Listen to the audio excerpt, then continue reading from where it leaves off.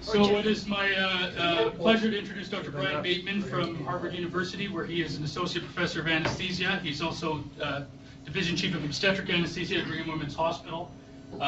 His training at Columbia and Mass Gen. And he also dabbles in a lot of research in pharmacoeconomics and pharmacoepidemiology as well. It was his paper in 2016 on the patterns of second uterotonic usage, which spawned my research in uterotonics. So my pleasure to welcome him here to our site here at Royal Columbian, and for the other sites as well, Burnaby and Eagle Ridge. Welcome, and he's going to give us an update in obstetric anesthesiology. Great. So thank you for that introduction, and thank you for having me. It's great to be here. So these are my disclosures, some sources of funding for our research and some consulting. So the talk I'm going to present today was originally given at the Society of Obstetric Anesthesia and Perinatology, SOAP, annual meeting last year. It's the Ostheimer lecture, and the task of the Ostheimer lecture is to summarize what's new in obstetrics and in obstetric anesthesia in the previous calendar year, in my case, 2016. So it turns out there's a lot that's new. If you cross pregnancy in the year 2016 in PubMed, you'll end up identifying 25,891 new articles. So there's a huge amount of new literature coming out each year. So the way I made sense of all this literature to focus the presentation and the talk was to surveil the contents of the highest impact anesthesia, obstetrics, pediatric, and general medical journals. I then selected for inclusion in a syllabus that'll be published in Anesthesia and Analgesia later this year, 126 articles that I thought were the most important for people that practice OB anesthesia to know about. And then in the lecture today, we'll talk about 23 articles. So just 0.1% of the new literature that's out there, but a very carefully selected subset. So in the talk today, we'll start off by talking about landmark RCTs, large, well-done, randomized controlled clinical trials that are likely to change the practice of obstetrics and OB anesthesia. We'll then talk about some studies looking at neuraxial anesthesia and post-cesarean pain control. We'll talk about some studies that have looked at systems-based interventions and systems-based improvements and their impact on obstetrical outcomes. We'll touch briefly on anesthesia-related neurotoxicity and a couple of new important studies in that domain. We'll talk about some new data on maternal mortality and anesthesia-related maternal mortality in the global health section. And then finally, we'll wrap up by talking about two pilot studies that describe novel and potentially very impactful approaches to treating key obstetrical complications. So starting with landmark RCTs, all of the trials we'll talk about deal in some way with the issue of prevention of infection after cesarean delivery, prevention of postpartum hemorrhage, and then prevention of the complications associated with late preterm delivery. So the first trial is this paper published in the New England Journal from Alan Tita and colleagues looking at adjunctive azithromycin prophylaxis for cesarean delivery. So we know that wound infection occurs in up to 12% of non-elective cesarean deliveries and is associated with significant maternal morbidity. Epidemiologic data have shown us that ureaplasma species are commonly associated with these infections, and ureaplasma are not covered by the standard antibiotic prophylaxis that we give for C-sections, generally a cephalosporin. So the investigators asked the question, does the addition of azithromycin to standard antibiotics decrease the risk of postoperative surgical site infection? The study was conducted at 14 centers from across the U.S.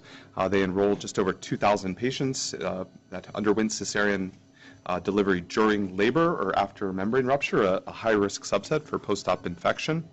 And then all received standard antibiotic prophylaxis, in most cases Ancef, cephalosporin, and then were randomized to azithromycin, 500 milligrams, or placebo, with the primary outcome being a composite of endometritis, wound infection, or other types of infection. So here are the results. So the addition of azithromycin to standard antibiotic prophylaxis cut the rate of infection, their composite endpoint, by about half, from 12% to 6.1%. There were significant reductions in endometritis and wound infection, and a trend towards a reduction in the rates of other types of infection as well. And with this, there was a lower rate of the adverse maternal outcomes that you'd expect to be associated with surgical site infection, including postpartum fever, unscheduled clinic visits, readmissions, and postpartum use of antibiotics. So these findings, while pretty dramatic in terms of the reduction in the risk of their primary outcome, are not without limitations. And perhaps the most important limitation is that 73% of the patients enrolled in the trial were obese, and the dosing of the primary antibiotic, the cefalozolin, was not necessarily weight-based. So it may be that the reduction that's being observed in the rates of surgical site infection are due to the additive effects of azithromycin in the context of underdosed cefalozolin, and not due to the broadening of coverage associated with the addition of azithromycin. And unfortunately, they didn't have culture data that would be able to show a reduction in the occurrence of ureaplasma species. But you may ask, well, why not just add azithromycin? Again, these results are pretty dramatic. Well, I think there are a number of important considerations in that regard. I mean, the first is that here and across all of medicine, really, we need to be good stewards of our antibiotics and not broaden our coverage unnecessarily. There's also the risk of certain adverse maternal effects that could be associated with administering azithromycin, including antibiotic-associated diarrhea, C. diff, higher rates of C. diff infection. Azithromycin has been associated with a small increase in the risk of cardiac arrhythmias. And then there's the potential impact of broadening coverage on the infant microbiome, something that we understand less well. With respect to this issue of the infant microbiome, the impact of maternal intrapartum antibiotic exposure was explored in this study and published in the British Journal of Obstetrics and Gynecology in 2016. It was a study of 198 term infants that were enrolled in the Canadian Healthy Infant Longitudinal Development Study. And in the study, they examined the infant microbiota, the commensal flora that populate the infant gut, at 3 months and then at 1 year. And what they found was that intrapartum antibiotic administration, either as part of surgical site infection prophylaxis or GBS prophylaxis, was associated with the dysbiosis, a change in the commensal flora, an imbalance in the commensal flora. And this kind of dysbiosis has been linked in other epidemiologic studies to the development of certain chronic conditions in children, including type 1 diabetes, asthma, allergies, and obesity. So the question of whether to add azithromycin, I think, remains debatable. Part of it may be your decision about whether to administer azithromycin may be driven by the wound infection rates on your unit. I think clearly what we need are studies where they administer azithromycin on top of appropriately weight-based dosing of the primary antibiotic. And I think we also need to learn more about the potential impact on infant health associated with broadening coverage with this new class of antibiotics. The next study also deals with the question of surgical site infection after cesarean delivery and looks at the antiseptic agent used for skin preparation. So RCTs in other surgical settings have demonstrated that chlorhexidine is superior to iodine for the prevention of surgical site infection. But surgical site infection after cesarean delivery is a little bit different in that it's due to both skin and vaginal pathogens. So in this study, published in the New England Journal, the investigators asked whether chlorhexidine alcohol is a superior antiseptic agent to iodine alcohol for the prevention of surgical site infections. The study was conducted at a single center in the U.S. at Washington University in St. Louis. They enrolled 1,147 women who were randomized to chlorhexidine alcohol or iodine alcohol, and the primary outcome was a composite of superficial and deep surgical site infection. So here are their data. So chlorhexidine was associated with a significantly lower rate of their primary outcome, a reduction from 7.3 to 4%. And there was a trend towards both components of the composite endpoints, both superficial and deep incisional infection, with a lower rate observed in the chlorhexidine group. And this finding is biologically plausible. Chlorhexidine has a number of properties that account for its superior efficacy, including stronger binding to the skin compared with iodine, higher antibacterial activity against the species that cause surgical site infection at cesarean delivery, and longer residual effects compared with iodine. Potential limitation of the study is it was done at just a single center, always raising the question of generalizability of the findings, and the fact that because of the difference in the color and consistency of the iodine and the chlorhexidine, it was not possible to maintain blinding in the study. That said, I think the large effect size that they observed suggests that we really should be transitioning to chlorhexidine as our primary antiseptic agent. And at the Brigham, we use chlorhexidine for skin preparation, except in the setting of a stat cesarean delivery where there isn't adequate time to allow the chlorhexidine alcohol to dry, where we use an iodine splash for prep. Talking about chlorhexidine, it's, I think, important to point out that this warning that came out from the FDA last year, and they received a number of reports about chlorhexidine-associated anaphylaxis. And I think this safety concern doesn't really change the risk-benefit calculation in terms of whether to choose iodine or chlorhexidine, but I think it is something that we should be aware of. And if a patient has an anaphylactic reaction at the time of the start of surgery, a reaction to chlorhexidine should be on the differential of potential causative agents. Okay, the next trial we'll talk about deals with the question of prevention of postpartum hemorrhage, and specifically whether the addition of misoprostol to oxytocin decreases the risk of postpartum hemorrhage.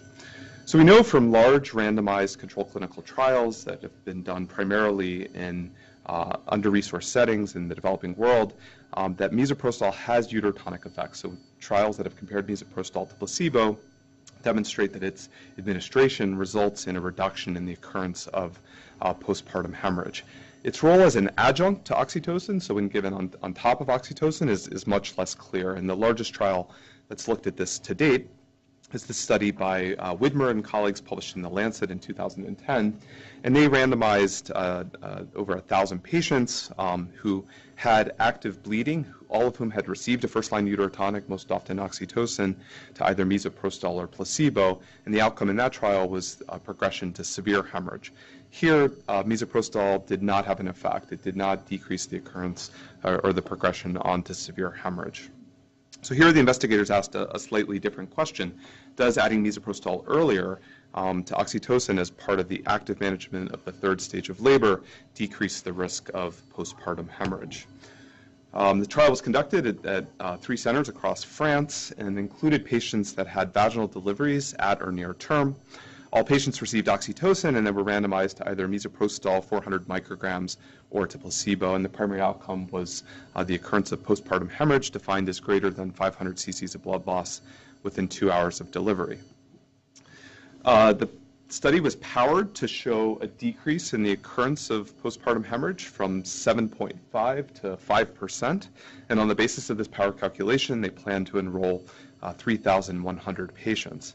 However, when they did a planned interim analysis after they had enrolled about half of their expected number, or planned total number, the trial was stopped for evidence of futility of misoprostol, as well as an unexpectedly high rate of adverse effects in the misoprostol arm.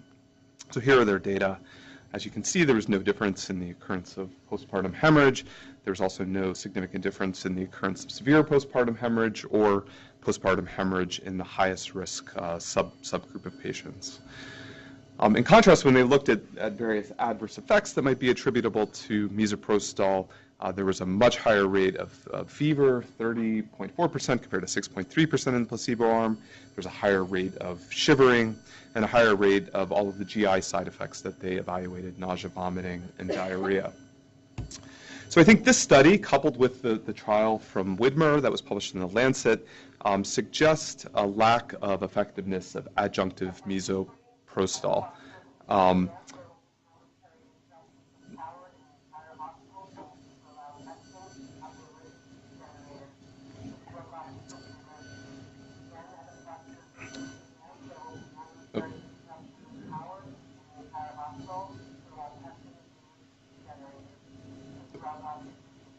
Okay.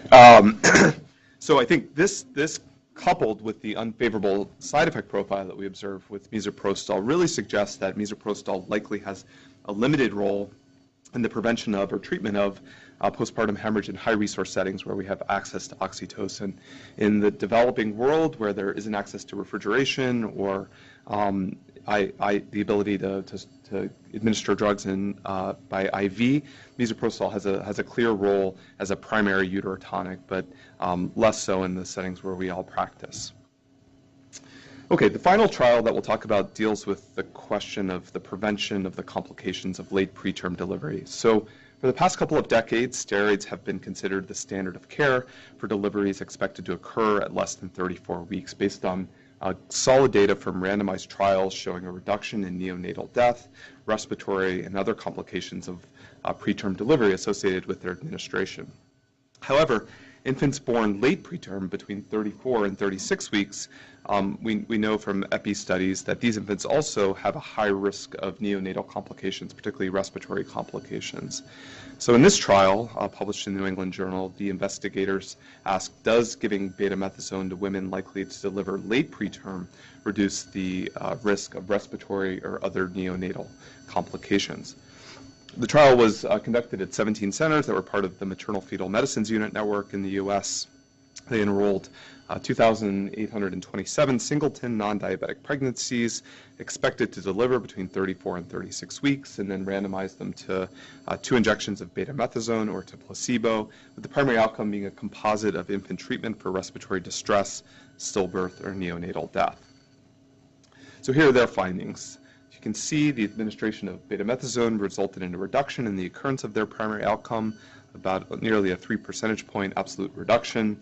There was a significant reduction in severe respiratory complications, as well as a reduction in the need for neonatal resuscitation at the time of birth. When they looked at the adverse effects that might be associated with betamethasone administration, there was a significantly higher rate of neonatal hypoglycemia associated with steroid administration. And this makes sense because if the mother is given steroids, it'll result in a hyperglycemic response in the mother. This will cause the fetus to upregulate its insulin secretion, and then after delivery, when the maternal glucose supply goes away, you can see a hypoglycemic response in the infant. This is a bit concerning because neonatal hypoglycemia has been identified as an independent risk factor for developmental delays. So I think the consensus of the field is we need more data regarding the long-term benefits of this therapy, as well as the potential risks in terms of developmental outcomes. That said, the Society for Maternal Fetal Medicine, the American College of Obstetricians and Gynecologists, the Royal College of Obstetricians and Gynecologists all now recommend steroids for pregnancies at risk of late preterm delivery. I'll say on our unit there's variation between the obstetricians in terms of how they're interpreting this data and whether they're giving steroids to women expected to deliver late preterm. Okay, in the next section we'll talk about, switch gears a little bit and talk about neuroaxial anesthesia and pain control. We'll talk about a couple studies that looked at the optimal dosing of intrathecal morphine for cesarean delivery, a study that looks at the utility of tap blocks for post-cesarean pain control, and then we'll look at a couple studies that look at the question of the untested catheter with a combined spinal epidural, the notion that if you do a CSE instead of a traditional epidural, that you may be masking a poorly functioning epidural, such that if you had to go for cesarean delivery, the catheter would be more likely to fail. Okay, so the first study is this meta-analysis from Pervez Sultan and colleagues published in ANA. The optimal dose of intrathecal morphine for cesarean delivery hasn't been clearly defined in the literature, and if you look at surveys of providers, there's wide variation in terms of what people use. Between 50 and 250 micrograms are common doses, and a survey of SOAP members suggested that 200 micrograms was the most commonly administered dose. So the objective of this study was to compare the duration of analgesia, the intensity of analgesia, and the side effect profile in low versus high doses of intrathecal morphine. The authors conducted a systematic review to identify relevant RCTs where they enrolled patients undergoing elective cesarean delivery by spinal anesthesia that compared low dose, which was defined as 50 to 100 micrograms, with high dose greater than 100 to 250 micrograms. And on the basis of these criteria, they identified 11 studies that included a total of 480 patients. These were combined using standardized meta-analysis techniques. So what they found when aggregating the data, the administration of high doses of intrathecal morphine was associated with a longer time to supplemental analgesia, a mean difference of 4.5 hours in terms of the time to the request for additional analgesics. However, when they looked at pain scores at 12 and 24 hours or morphine consumption across the first 24 hours, there was no significant difference between the two groups. In contrast, when they looked at the various adverse effects that might be associated with intrathecal morphine, the risks of these outcomes were much higher in the high compared to low dose groups. So these are odds ratios where the low dose group is the exposure and the high dose group is the reference. So there was a lower odds ratio for severe pruritus and vomiting, and a trend towards a lower risk of the need for antiemetics in patients who received low compared to high doses of intrathecal morphine. So taken together, these data suggest a modest difference in time to supplemental analgesia, but when we look at the perhaps more important endpoints of pain scores and morphine use, there was no difference. There was, however, a major difference in the side effect profile, suggesting that for most patients, we probably should be using lower doses of intrathecal morphine on the order of 50 to 100 micrograms. There may, however, be patients at heightened risk for severe postoperative pain that might benefit from a higher dose, and that question was taken up by this trial from the Wake Forest group, where they looked at a randomized trial comparing two different analgesic regimens, one of which included a higher dose of intrathecal morphine, and patients predicted to have severe pain after cesarean delivery. So these investigators have previously defined a 3-question survey that can predict with some accuracy pain with movement on the first postoperative day. And there are 3 domains to the survey: patients' baseline anxiety level, their anticipated pain after their cesarean delivery, and their anticipated analgesic needs. So they asked the question, for patients at high risk for post-cesarean delivery pain, does a higher dose of intrathecal morphine coupled with acetaminophen provide better pain relief than low-dose intrathecal morphine? They enrolled 60 patients that were defined to be above the 80th percentile for risk of severe pain, and then randomized them to the regimens you see there: 300 micrograms of intrathecal morphine plus a gram of acetaminophen Q6 hours for 24 hours, or 150 micrograms of intrathecal morphine. All patients received morphine PCA and then scheduled ibuprofen. And the outcomes were at 24 hours, pain VAS with movement at rest on average, and the worst pain across the first 24 hours. And then they looked also at persistent pain and depression at 8 weeks based on data that suggests that poorly controlled pain in the acute period can result in a higher rate of persistent pain and postpartum depression. So here are their findings. The blue bars are the lower dose of intrathecal morphine, the red bars, the higher dose of intrathecal morphine plus acetaminophen. So as you can see, there was a reduction in pain scores with movement at rest and on average. No difference, significant difference in the worst pain scores, and they speculate that the worst pain tends to occur with fundal massage, and that the difference in intrathecal morphine wouldn't be enough to kind of blunt the pain associated with that very stimulating intervention. When they looked at adverse side effects, a sort of similar pattern emerged as in the meta-analysis. The higher doses of intrathecal morphine were associated with higher rates of pruritus and nausea, although these did not reach statistical significance. And then when they looked at the longer-term outcomes, persistent pain and depression, there was no difference between the two groups, but they noted that they were significantly underpowered to assess these relatively rare outcomes. So these data suggest that high-risk patients may benefit from a higher dose of intrathecal morphine, but a major limitation and challenge in interpreting this study is that we can't disentangle the effect of acetaminophen or the higher dose of intrathecal morphine. They changed 2 things, right? So they changed the dose of intrathecal morphine as well as giving acetaminophen. And so we're going to need future trials that help disentangle the relative contribution of each of these in terms of reducing pain scores. Okay, the next study is from IJOA, the International Journal of Obstetrics and Anesthesia, and it looks at the clinical effectiveness of TAP blocks for pain relief after cesarean delivery using or by way of meta-analysis. So TAP blocks, as you know, are a peripheral nerve block that anesthetize the nerves of the anterior abdominal wall. Here they aggregated data from all the available RCTs. Across all the trials, they converted the way pain was measured into an 11-point numeric pain rating scale. So all of the measures we're going to be talking about are on a pain scale from 0 to 10. And then they grouped the trials based on the comparisons that were being made. So they looked at trials that compared TAP blocks to sham or placebo blocks in patients who did not receive intrathecal morphine. They looked at trials that compared TAP blocks head-to-head with intrathecal morphine. And then they looked at TAP blocks versus sham or placebo blocks when the intervention was given on top of intrathecal morphine. So all patients got intrathecal morphine and then were randomized to TAP blocks or placebo. And here's what they found. So the first group of trials are TAP blocks compared to sham or placebo blocks in patients who did not receive intrathecal morphine.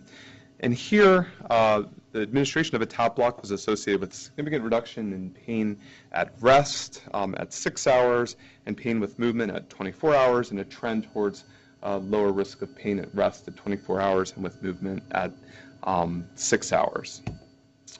When they looked at TAP blocks versus intrathecal morphine at all of the time points, and both with rest and with movement, TAP blocks were associated with a higher risk of, or higher pain score compared to intrathecal morphine. And then finally, when they looked at TAP blocks versus sham or placebo blocks when given on top of intrathecal morphine, there was a small reduction in pain scores at 6 hours, both at rest and with movement. But when they looked out to 24 hours, there was no difference between the two groups. So I think this study was really useful in kind of clarifying the potential utility of TAP blocks in our practice. It showed us that TAP blocks are inferior to intrathecal morphine. They provide less effective pain control than intrathecal morphine.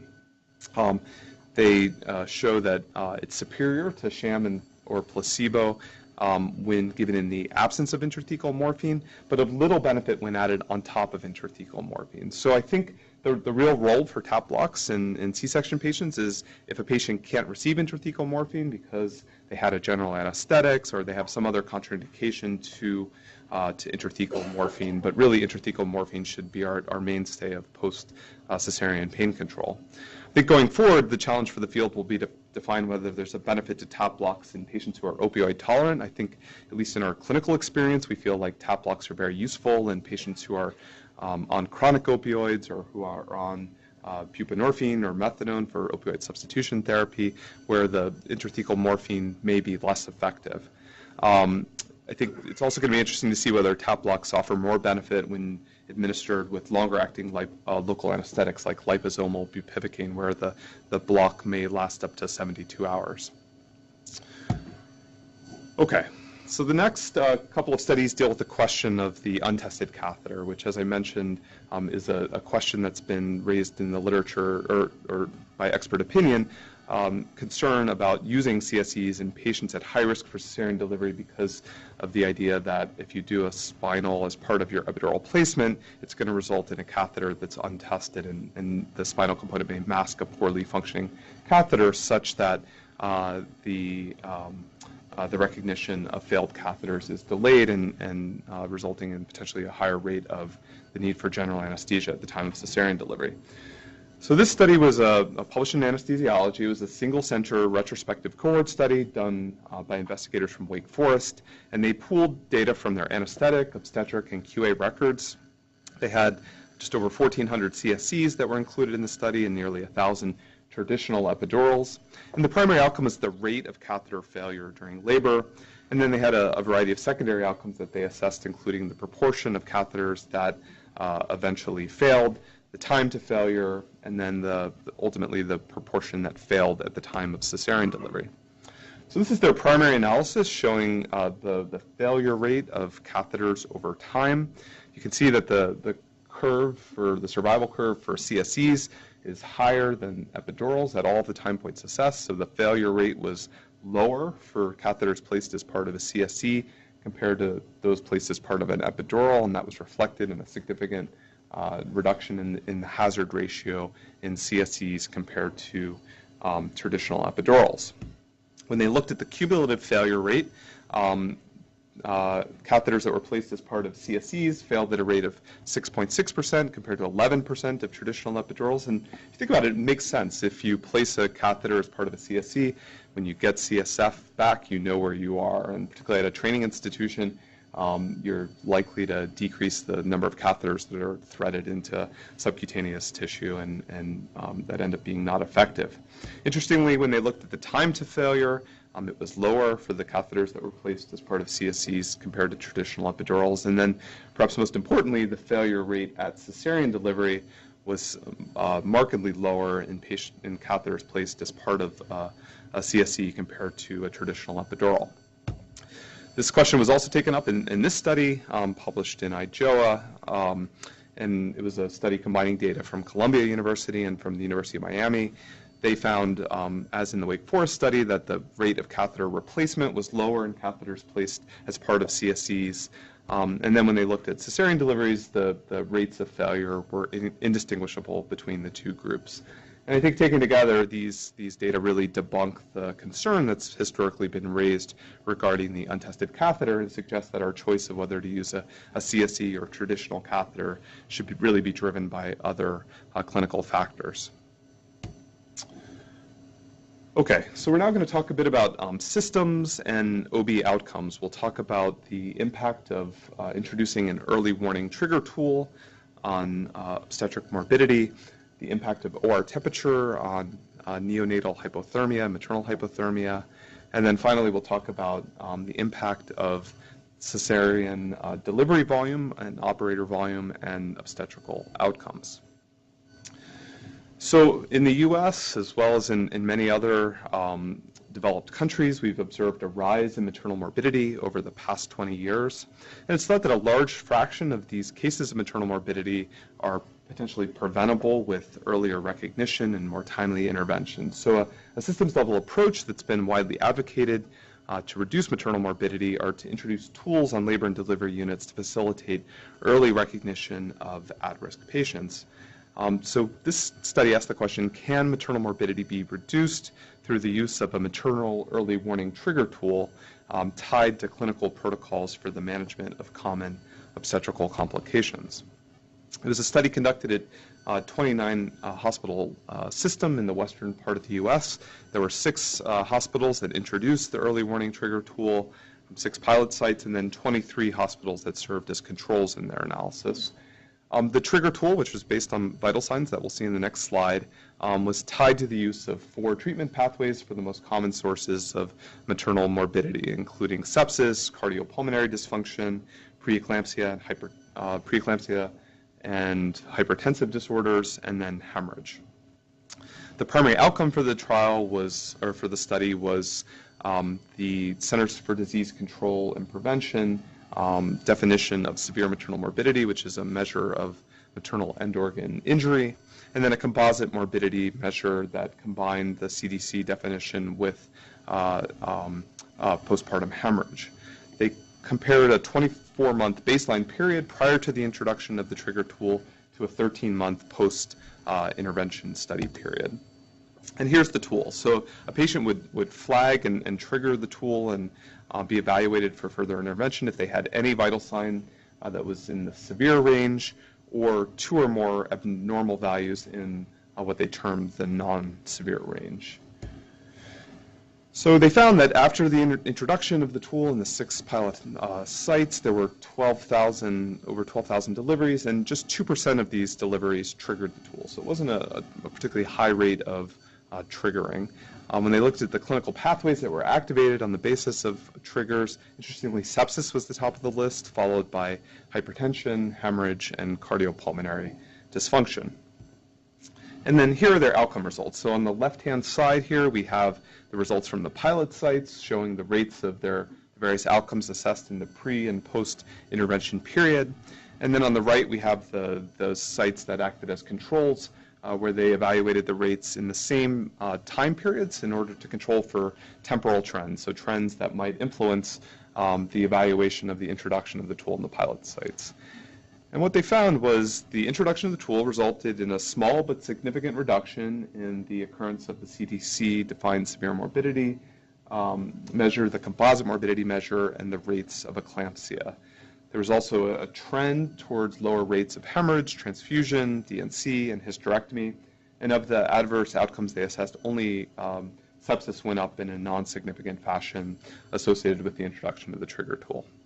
In contrast, when they looked at the control sites, the rates of maternal morbidity were either stable between the two periods or increasing, suggesting that, if anything, the secular trends pointed towards higher rates of the outcomes assessed, and that the introduction of the tool at the pilot sites resulted in a real reduction in maternal morbidity. When they looked at the performance characteristics of the tool, it was highly sensitive for detecting patients who eventually ended up in the ICU, 97% sensitivity, and there was a low frequency of triggering, as I mentioned, just 2% of patients triggered, which is important because you don't want a tool that's going to result in a lot of alarm fatigue with excessive triggering. And this study really provides, I think, the strongest evidence to date supporting the use of early warning trigger tools tied to clinical pathways, suggesting that they can have a real impact on clinical outcomes. Okay, the next study looks at the impact of ambient operating room temperature on neonatal and maternal hypothermia and associated morbidities. So we know that both neonatal and maternal hypothermia are very common at the time of cesarean delivery, and neonatal hypothermia in particular is associated with a range of severe complications, including neonatal hypoglycemia, metabolic acidemia, intraventricular hemorrhage, respiratory distress, and even neonatal mortality.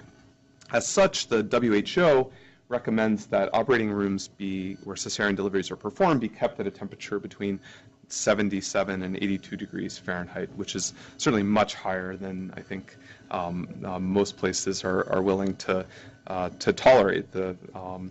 So here the investigators asked the question, well, can we increase OR temperatures just a bit within a range that surgeons are going to be okay with and not and it's not going to be really uncomfortable for the providers, and would that result in a reduction in neonatal and maternal hypothermia and some of the measures of neonatal morbidity? So this was conducted at a single center in the U.S. At Parkland Hospital in Dallas, where they do a really high volume of deliveries.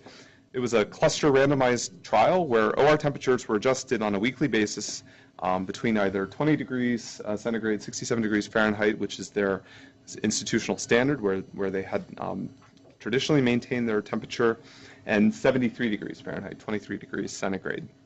And the primary outcome was neonatal hypothermia on admission to the nursery, and then secondary outcomes assessed included neonatal morbidity and maternal hypothermia on admission to the PACU.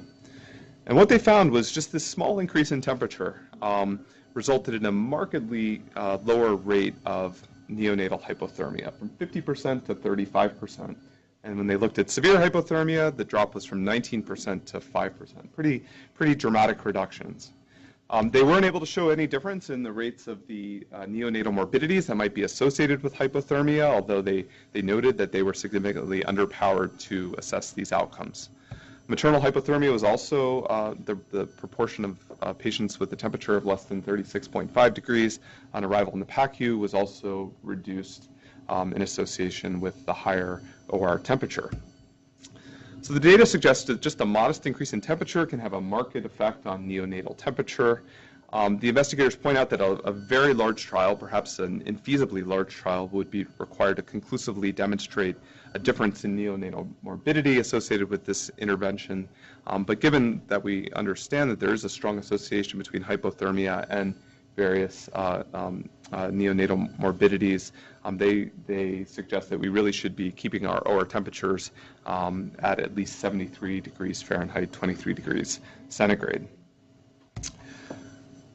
Okay, the next study that we'll talk about looks at the impact of surgeon annual volume on short-term outcomes after cesarean delivery. So we know from other sources that operator volume has been shown to correlate with morbidity and mortality in many high-risk surgical procedures. But this association has not been previously examined in cesarean delivery, and I think it's long been thought that a C-section is a relatively straightforward procedure that any well-trained obstetrician should be able to perform in a competent way.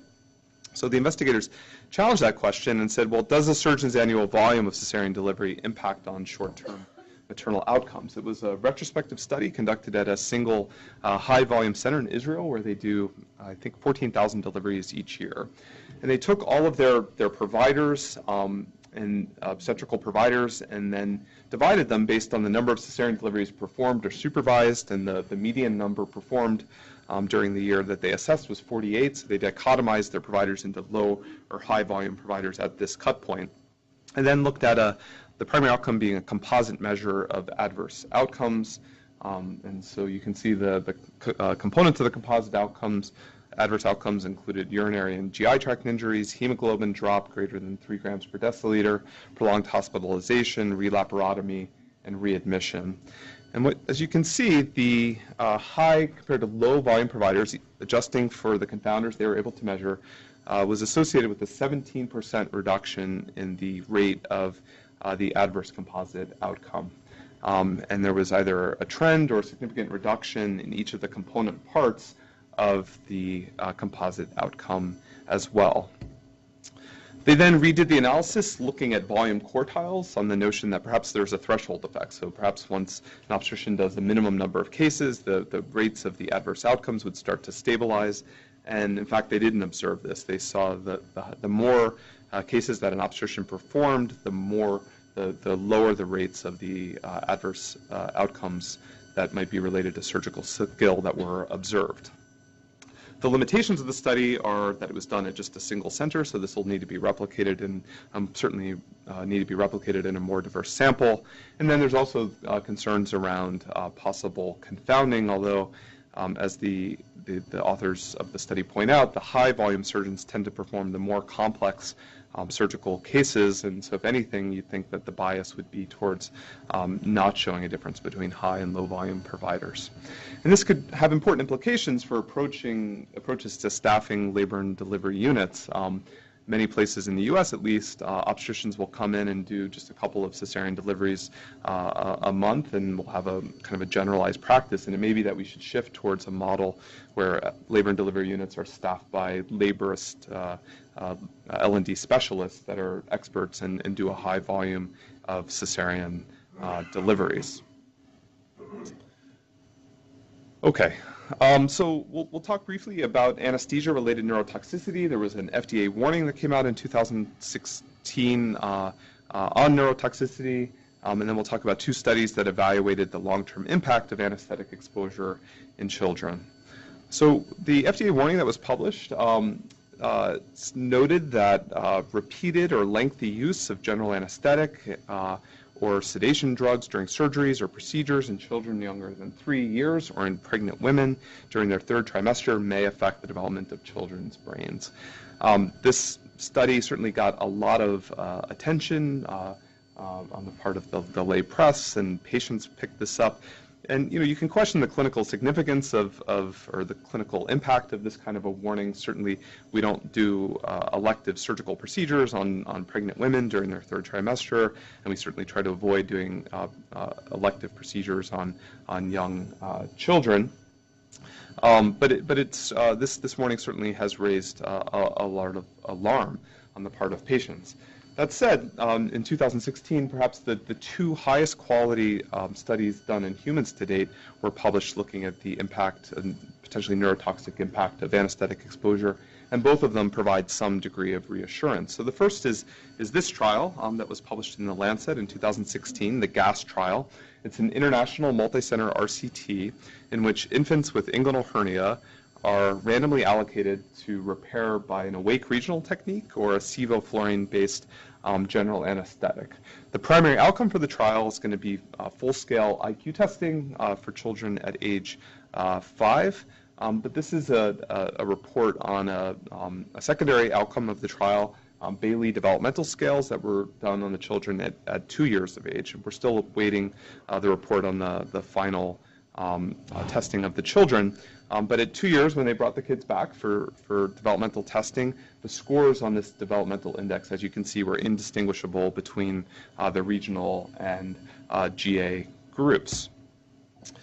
This is another study looking at the question in a slightly different way. This is published in JAMA. And in this study, they enrolled 105 infants that underwent a single anesthetic exposure, again, for inguinal hernia repair.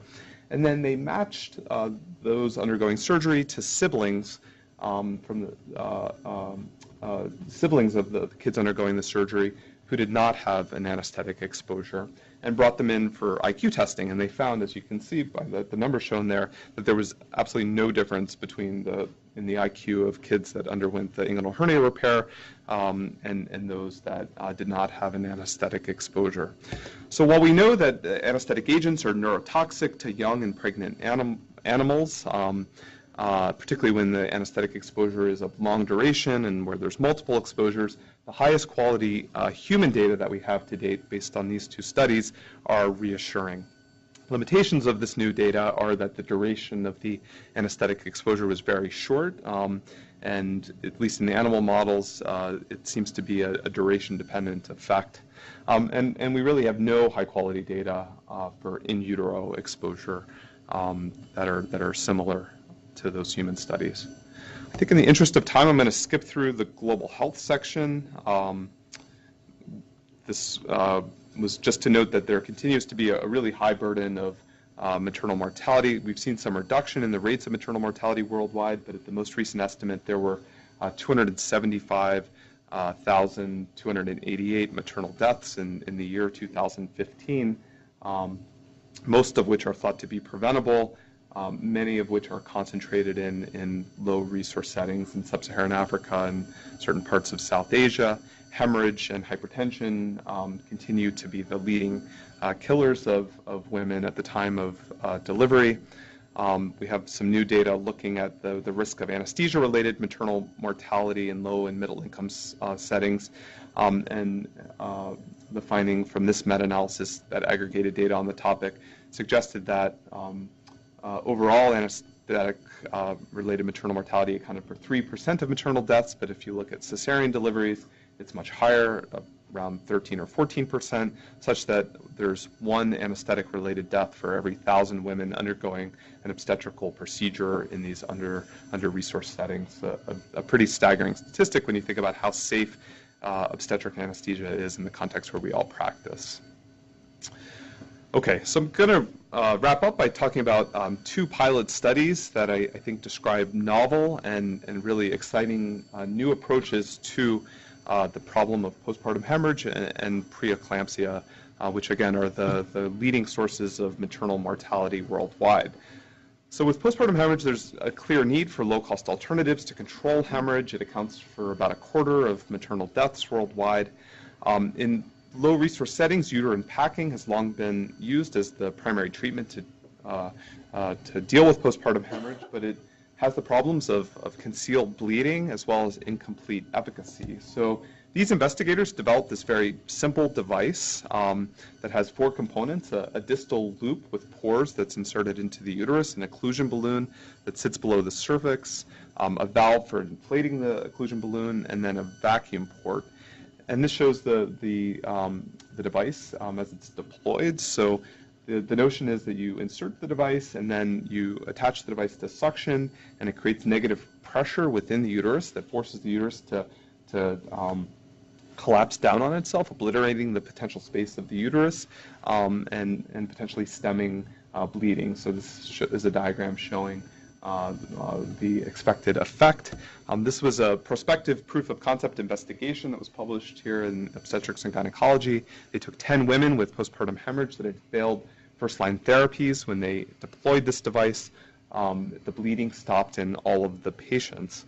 The benefits of the device are that it's something that could be rapidly deployable. It's really inexpensive. You can monitor ongoing blood loss because any ongoing blood loss would be suctioned from the uterus, and could be used in low resource settings, provided there was a source of vacuum to attach to the device.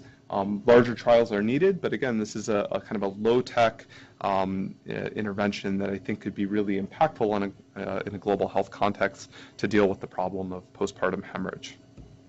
And then finally, we'll talk about a trial looking at statins to prevent preeclampsia. So we currently have no highly effective therapy to prevent preeclampsia.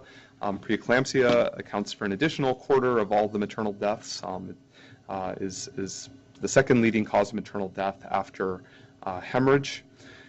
We know from basic science studies that preeclampsia is a disease of endothelial dysfunction and inflammation, and this led people to think about the idea that statins might be useful in the prevention of or treatment of postpartum hemorrhage. And animal models have been created of preeclampsia where statins were shown to restore endothelial function. So this was the first study looking at statins in humans to prevent preeclampsia. It was a pilot multi-center double-blind RCT in which they enrolled 20 women with a history of severe preeclampsia who were delivered at less than 34 weeks in a prior pregnancy, a really high-risk group for preeclampsia recurrence. And they randomized them between 12 and 16 weeks to pravastatin or placebo for the duration of their pregnancy. In the pilot study, there were no safety concerns that were identified. There was a reduction of internal cholesterol levels, as you'd expect, with the treatment with statins, but there were comparable infant birth weights as well as umbilical cord cholesterol concentrations.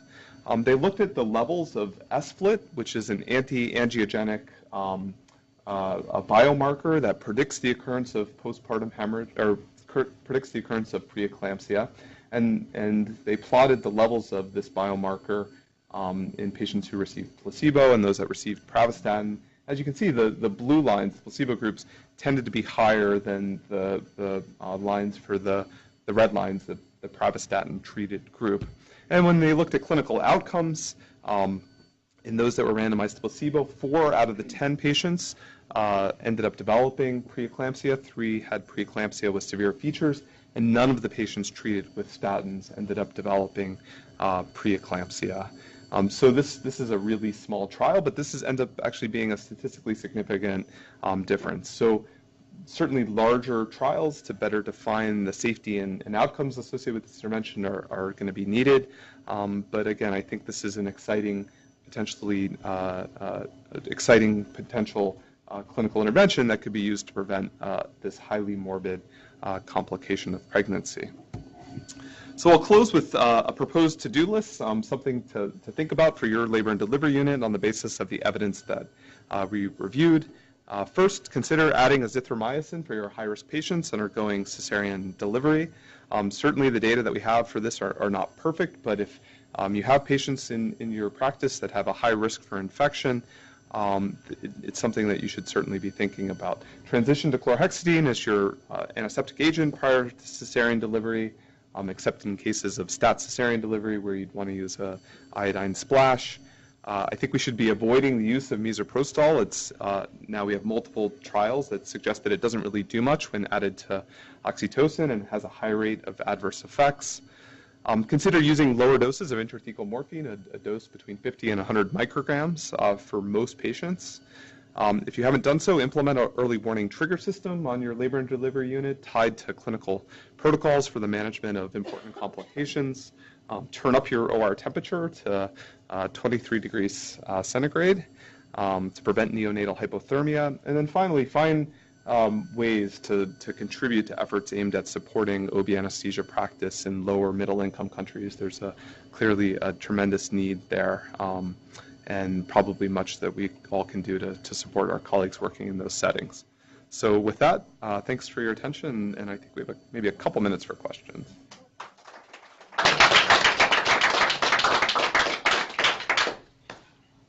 Ask if there's any questions at the other sites. Sure. So if there are questions at the other sites too, Nobody added it. I think they're all in. Egoridge. Egoridge. I'll text can I hear? I have a question regarding the infection. So some of our obstetricians add metronidazole for those patients that have had ruptured membranes. What's the evidence for that, or does that cover ureaplasma? I don't even know. Yeah, I mean, I guess metronidazole I would think of as primarily anaerobic coverage. So I don't know that it would cover ureaplasma. And do you know if any studies would I have have not that? seen RCTs of adding metronidazole, but yeah. I think we're adding metronidazole for what, ruptured membranes for? That's right. Long rupture This is membrane. one of our obstetricians. Hi, I'm Jag. Hi. And so I think part of it is also you have to look at where your like But your micro- stewardship is, right? So Yeah. But I know that azithromycin trial, the only criticism that they had of it was that when you look at the average BMI, Yeah, it was high. it was high. Yeah. So the thought was, are we just underdosing patients and give them a proper dose of Yeah, absolutely. Yeah. Basilin, you know, and maybe, like, I know if patient's like 80 or 40 kilograms or 80 kilograms. Yeah, they should be getting we always say 3 grams. 2 grams. Yeah. But we don't actually. What's in obstetrical patients, what cutoff do they recommend for, because we give 2 grams to almost everybody, at what point should we be giving 3 grams on their pre-pregnant weight, on their pregnant weight, on? Should be on the pre-pregnant weight. And it's 30 milligrams per kilo, right? Yeah. That's the dose. So on the pre-pregnant. Yeah, we usually do it on the pregnant weight, On the pregnant the weight at the time of So once delivery. they're over 100 kilos. Then they get 3 grams. 3 grams. So we have not an insignificant number of patients who are over 100 kilos pregnant. So we should be giving 3 grams. And so metronidazole, that's just what's recommended by our local. Yeah, that's not something our obstetricians are doing though. So yeah, that I would be interested to Might see be if our there are local- data that. And then what about this vaginal prep too, in some patients? Yeah, we should be doing that. Yeah, and there are pretty good data to support that, and we do that for C-sections after ruptured membranes. Yeah. Yeah. So we gotta fix our cefazolin, and we gotta be more careful. Yeah, but I think, if your rates of infection are high despite using appropriately weight-based dosing of Ancef, then, adding azithromycin would be a reasonable thing to do on the Well, basis of like these I said, I data. don't know, So it'd be interesting. it's something you probably track can track Because within we your probably have practice. not a small number of patients who are over 100 kilos, and I don't think we're hanging 3 grams on. And at our local, provincial meeting that we had in November, will be infectious diseases group. There's and so they actually suggest, based on BMI, that the antibiotics, we give 1 dose and that's it, but maybe continue for 48 hours. Yeah, for high BMI patients. But even in the OR, Yeah. we gotta watch our 3 grams. Okay, thanks. It seems practice has changed a lot. I just have 2 questions sort of related to infection. When I was training, they would splash providine. They would often give the antibiotic after the baby was delivered, and I found the stuff about the microbiome to be kind of interesting. I just want to hear your thoughts on that. And then the second comment, there's been a trend in C-section ORs to a very kind of liberal regard for... Bring the whole family kind of thing, yeah. The whole family comes in, the drape comes down. All of these notions of sterility that we pay lip service to elsewhere are abandoned. What's your thought on that, and what do you guys do at your center? Yeah, so so I guess to your first point, I think there are good data now that the antibiotics to be most effective need to be given prior to incision, in across all surgeries, but including cesarean delivery, and that's something that we do.